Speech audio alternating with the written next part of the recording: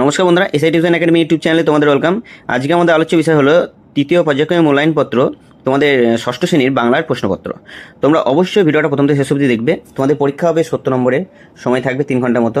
যারা নতুন বন্ধু আমার চ্যানেলে এসছো তারা অবশ্যই চ্যানেলটাকে সাবস্ক্রাইব করে সঙ্গে থেকো এবং বন্ধুদের সঙ্গে ভিডিওটা শেয়ার করতে ভুলো না। চলো 1 নম্বর দেখে নাও। 1 নম্বরটা আমি কী বলছে সঠিক উত্তরটি বেছে নিয়ে লেখো কয়টি? 11টি। দেখো 1 নম্বরের প্রশ্নটা দেখে নাও। প্রথম প্রশ্ন কি বলছে? ভালো মন্দ, দুঃখ সুখ, অন্ধকার আলো, এই উক্তিটি হলো, উত্তর হলো ধরাতল কবিতার। 2 নম্বর প্রশ্ন কি বলছে দেখে নাও। 2 নম্বর প্রশ্ন বলছে যে গঠন অনুযায়ী বাক্যের প্রকারভেদ হলো, উত্তর হলো 4 প্রকার। 3 নম্বর প্রশ্ন হলো আধুনিক বাংলা ব্যাকরণের পদ হলো, উত্তর হলো 5 প্রকার। 4 নম্বর প্রশ্নে কি বলছে মহাপ্রাণ ধ্বনিগুলি হলো, উত্তর হলো প্রতি বর্গের দ্বিতীয় ও চতুর্থ ধ্বনি। 5 নম্বর প্রশ্ন হলো পাহাড় শব্দটির সমার্থক শব্দ হলো, উত্তর হলো নগ। 6 নম্বর প্রশ্ন হলো শিবরাম চক্রবর্তীর পোশাকি নাম কি? উত্তর হলো চঞ্চল। 7 নম্বর প্রশ্ন হলো কিশোর বিজ্ঞানী কবিতায় যে বিজ্ঞানীর নাম আছে তিনি হলেন, উত্তর হলো নিউটন।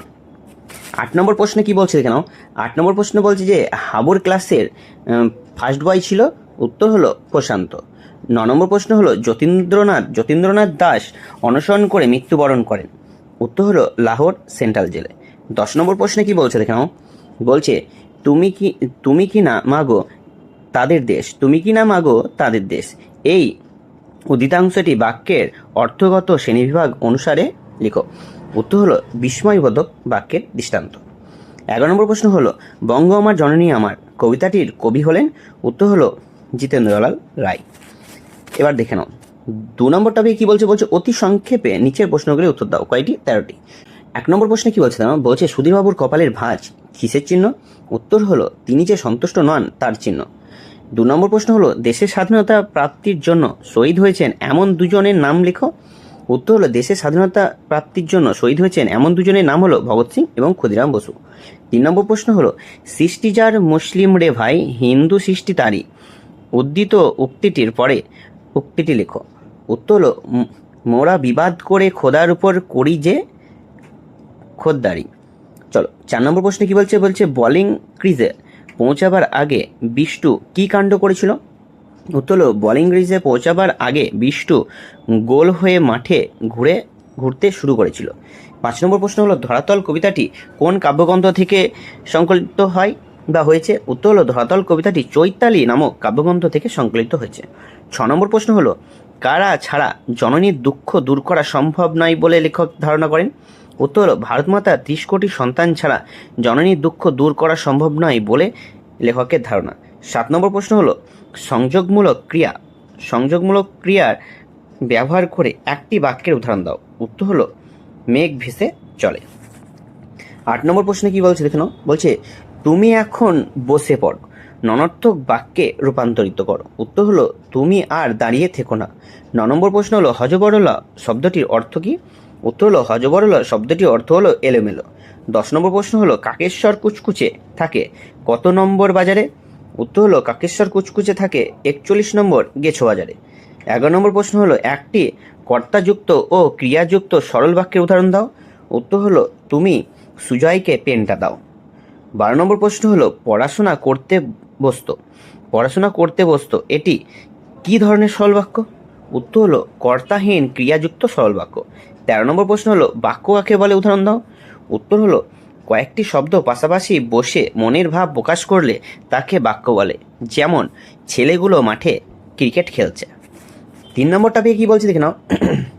3 নম্বর টপিকে বলছে নিচের প্রশ্নগুলির সংক্ষিপ্ত উত্তর দাও। একটি প্রশ্নের মান কত করে? 2 করে। চলো 1 নম্বর প্রশ্ন কবির কল্পনায় নৌকাযাত্রার কি দৃশ্য তিনি দেখেছেন? উত্তরে কি বলছে না? কবি কল্পনায় নৌকাযাত্রায় নদীর কূলে কূলে সবুজ ধরণী দেখেছেন কিভাবে ছায়াময় গ্রামগুলিকে প্রেম ঘিরে রেখেছে, সব কিছুই ক্ষণকালের দৃষ্টিতে ধরা দেয়, তাই তিনি ভালোবেসে ছোট ছোট জিনিসগুলোকে প্রত্যক্ষ করেন। 2 নম্বর প্রশ্নে কি বলছে দেখে নাও। 27শে অক্টোবর 1904 কি ঘটনা ঘটেছিল লিখো, উত্তর হলো 27শে অক্টোবর 1904 শহীদ বিপ্লবী যতীন্দ্রনাথ দাসের জন্ম হয়। 3 নম্বর প্রশ্ন হলো মাঝে মাঝে পাতা উল্টিয়ে বলে চলে, পাতা উল্টানোর যে কোনো কারণ লেখো, উত্তরে কি বলছে না, উত্তর বলছে হাবু রচনা পড়তে পড়তে মাঝে মাঝে পাতা উল্টিয়ে বোঝাতে চায়। সে রচনাটি খাতায় লিখেছে, খাতায় না লেখার কথা গোপন রাখতে হাবু পাতা উল্টায়। 4 নম্বর প্রশ্নে কি বলছে, বলছে মেয়ের এই বেশ মলিন ও কেশ রুক্ষ কেন?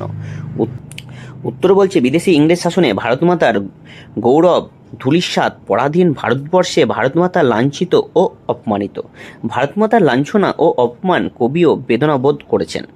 ভারতমাতার 30 কোটি সন্তান দেশ এবং মাতৃকার শৃঙ্খলা মোচন করতে পারেননি, তাই ভারতমাতার বেশ মলিন ও কেশ রুক্ষ। 5 নম্বর প্রশ্ন বলছে উধো ও বুধোর কীর্তিকলাপ নিজের ভাষায় লিখো। উত্তর কি বলছে, বলছে উধো ও বুধো হলো 2 ভাই এবং তারা দেখতেও হুবহু এক। তারা দুজনেই থাকে গাছের হোকরে।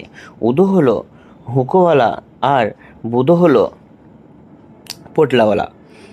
তারা দুজনেই হুঁকো আর পোটলা নিয়ে পরস্পরে মারামারি করে, আবার পরক্ষণে কোলাকুলি করে খোশ মেজাজে গাছের ফোকরে ঢুকে যায়।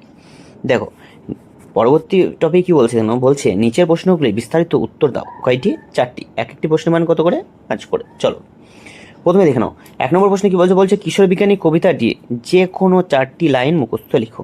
চলো এখানে উত্তরে কি বলছে, এখানে তোমাদের একটা কবিতা দেবে যেটা তোমাদের হয়তো 8 লাইনও লিখতে যেতে পারে, তাই অবশ্যই প্রত্যেকটা কবিতাকে তোমরা লেখকের নাম সহ ভালো করে মুখস্থ করে রাখবে। চলো দেখে নাও। বলছে কিশোর বিজ্ঞানী কার লেখা? কবি অন্নদাশঙ্কর রায়। বলছে এক যে ছিল কিশোর তার মন লাগে না খেলায়, ছুটি পেলেই যায় সে ছুটে সমুদ্রের বেলায়। চলো 2 নম্বরের প্রশ্নটা দেখে নাও কি বলছে।